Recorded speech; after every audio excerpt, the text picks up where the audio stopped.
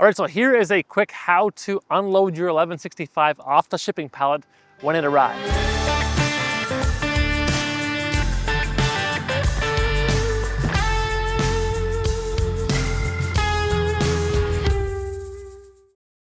Now, you've ordered a machine, you've patiently waited, and before you go ahead and take it off the skid, you gotta get it off the truck. Maybe you're picking it up at a dealer. Always do a walk around first when it comes off of that truck. The trucker is gonna wanna get you to sign a document, which you can do, but on that document, always write subject to inspection. That way, if you find some damage, some shipping damage after the fact, we can always file a claim. And if you don't write that down, it makes it really difficult to file a claim on damage that you didn't notice when you first took it off the truck. All right, so as far as tools you're gonna need to get it off the skid is an impact with a red Robertson drive or red Robbie and a pair of tin snips. Side cutters will work as well to cut the 2 steel bands on the machine. Now I'm gonna unload this with myself as a one-man operation. If you have a second person, it makes it a whole bunch easier, but not everybody has an extra helping hand, so I'll do it with just myself. All right, grab your tin snips and you can go ahead, cut these bands. Now, just make sure that you don't cut it and smile and sit right in front of it, because that's not a wise thing to do. Oftentimes, I'll put my foot underneath and cut underneath the skid, and that way, if the band does pop, you're not going to catch yourself. Yeah, so again, put your foot under it, go through. There you go. All right, now go ahead, pull the banding off.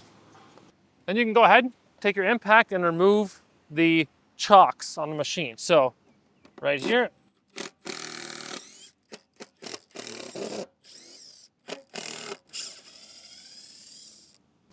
and we're going to take the plastic off. We're going to keep this board here. We'll need that.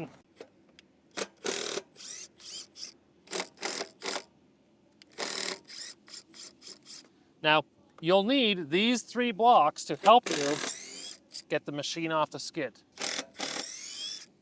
So, all your chocks are loose. You can grab the 2 short chocks. And so, the machine is not strapped down. It is just loosely laying on this skid. And you gotta think, we've made this machine have a small footprint, so yes, it is top heavy, there's no doubt about it. What you first gotta do is come on the machine and just push it back. And it takes a bit of force, and once you push it back, you can put this board back in on a slight angle. From there, take your short board, put it underneath the tire. There you go.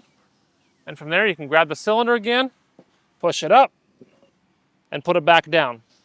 And you'll notice that now the frame is no longer sitting on the pallet. We got about 1/2 inch of space between our pallet and the frame of our log splitter. Don't need that. And all you're gonna do is, because this is lifted off, just grab your tires and gently pull and turn them. And the machine's going to slide along. And you wanna stop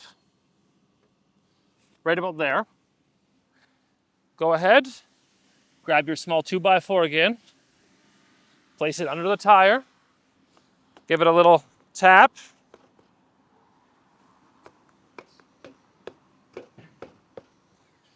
and from there, we're gonna go ahead, extend our hitch, give us a little bit more leverage.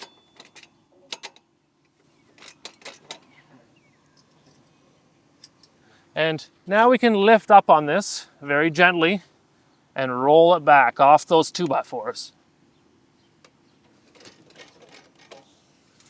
And from there, we're going to roll it like that. Now, in theory, we gotta flip down our stands. And we can very simply just lift it up, move the machine like this, and it's not super heavy. Take this board if you wish to do so. Hold it under there temporarily. You still gotta hold the machine to keep it rolling away. And with one hand,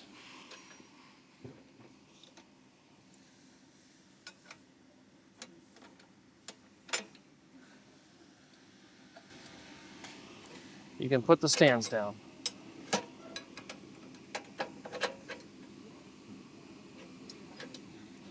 And when you're done,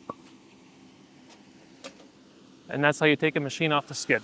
So that's how easy it is to get it off the skid. Now, if you got a second person, use the help. It just gets a little bit easier, a little quicker. And once you got it off the skid, go ahead, recycle it, toss the banding in the scrap, and go ahead, if you get a chance, read the manual, put some fuel in it, and you'll be off splitting. So if you have any more questions, you can always email or call us as well. We're more than happy to help out. And if you want more information on this machine or any of our split fire machines, head over to split-fire.com and enjoy the rest of your day.